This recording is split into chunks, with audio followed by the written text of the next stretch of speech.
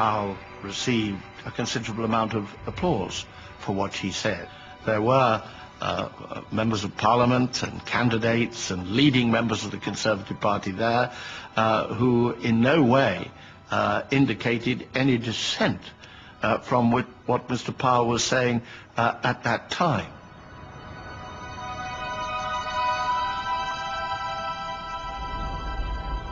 He left the hotel and went to the home of his friend, Clement Jones, whose wife Marjorie had been looking after Powell's 2 daughters for the day. My mother had got the speech. My father had brought it home from the office of the Express and Star. They'd been unable to use it that day because Powell had put an embargo on it. But of course, when my mother read it, she was shocked.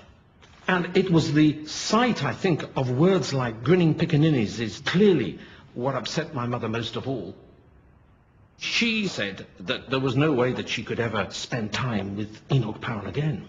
My mother handed over the girls, and Powell said, well, that looks like the end of a very good friendship. And my mother said yes.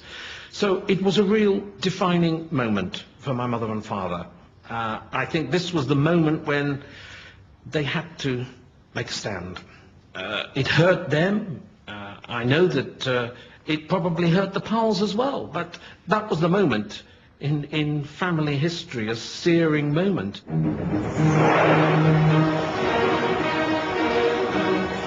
Meanwhile, footage of the speech was dispatched south. The bomb that Powell had primed was about to explode.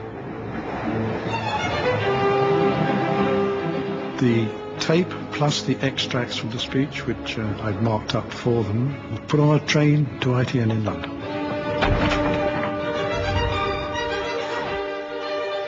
And of course, ran it big.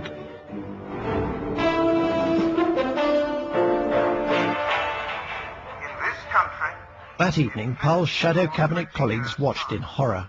The black man will have the whip hand over the white man. They were outraged by what they felt was his racist tone. Some threatened resignation if Powell wasn't sacked. Having had no warning of the speech, many felt betrayed. Ted Heath was furious with Enoch Powell for saying something entirely different from what had been agreed. He would have acted even if the other colleagues had not insisted. Their insistence was absolutely in line with his own feeling. I dismissed Mr. Powell from the Shadow Cabinet because I believed that his speech was inflammatory and liable to damage race relations in this country. Heath had acted quickly. Powell was sacked on Sunday the 21st of April, just a day after the speech.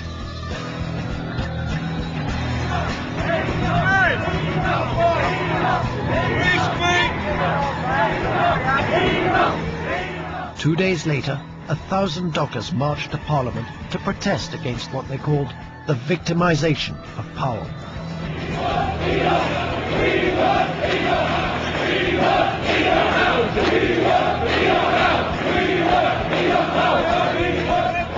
White working people, traditionally core Labour supporters, were now backing a radical right-wing Tory. Meat porters from Smithfield Market in London added their voice to the growing chorus of support. Enoch! How can you fetch more in when you haven't got enough housing, enough schools, the National Health Service is going to put over them? This is why we're doing it, because Enoch Powell spoke the truth, and he's been sacked for it. This race relation issue goes well beyond the field of politics and trade union matters. This is an issue of national importance, as important to us as Dunkirk. And what is the issue about? The issue is not coloured immigration, but the denial of free speech to us, the English, in our own land. Enoch for Prime Minister!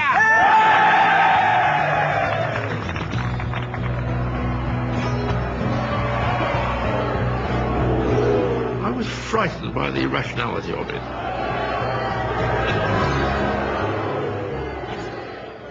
I remember an interview with one of the dockers on television in which he said that dockers were tolerant and moderate people, but when our women are threatened, then we stand up.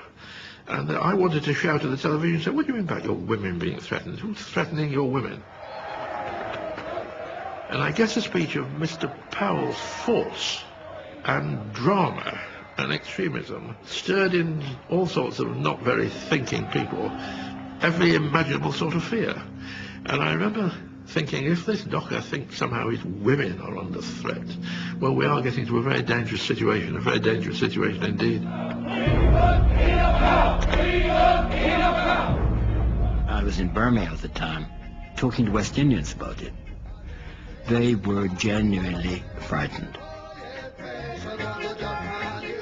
They thought, if he can say that, then it is a kind of invitation to people who hold racist opinions anyway to act on them.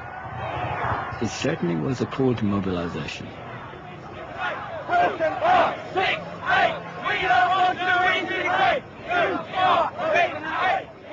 Don't just talk about London and the West Midlands. My constituency was in Devon, and the atmosphere there was absolutely electric. If Enoch Powell had stood to be leader of the Conservative Party, he'd have had a landslide at that weekend. And I dare say if he'd then stood to be Prime Minister, he would have had a national landslide. It was that dramatic, the degree of support and the intensity of it. 2,000 signatures in 2 days. A letter to the press. 88% of Slough people say they support Enoch Powell. 88% Slough people. Powell received 100,000 letters and 700 telegrams following his speech.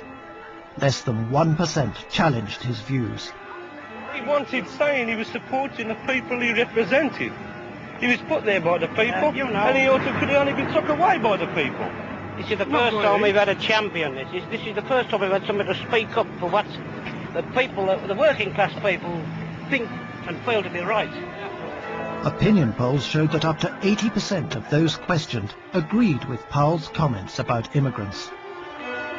1 week after the speech, the Labour minister Dick Crossman wrote, "We are still absolutely dominated by the effect of his Birmingham speech.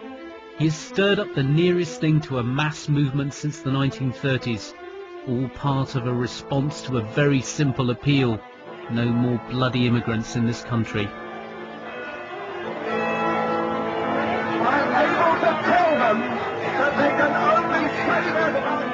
Anyone who dared oppose Powell's views faced a furious response.